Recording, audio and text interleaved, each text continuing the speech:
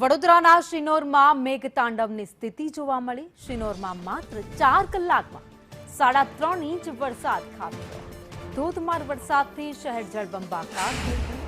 મુખ્ય બજારના રસ્તાઓ નદીમાં ફેરવાઈ ગયા। ધસમસતા પાણીના પ્રવાહમાં બાઇકો તણાઈ। બાઇક તણાવવાના વિડીયો વાયરલ થયા છે। પાણી ભરાતા વાહન વ્યવહાર પ્રભાવિત થયો। વેપારીઓ અને રાહદારીઓને ભારે હાલાકી ભોગવવી પડી।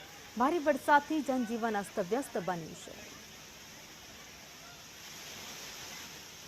તો ભારે વરસાદ બાદની સ્થિતિ આપ જોઈ રહ્યા છો, જ્યાં બજારોમાં જાણે કે નદીઓ વહેતી હોય તેવા દ્રશ્યો જોવા મળી રહ્યા છે।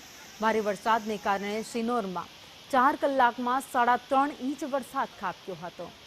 તો ઘરમાં પાણી ભરાઈ ગયા છે। દુકાનોમાં બજારોમાં પાણી જોવા મળી રહ્યા છે। તો અનેક વાહનો વરસાદી પાણીમાં બંધ પડી ગયા। તો કેટલીક જગ્યાએ તણાતા દ્રશ્યો પણ સામે આવ્યા।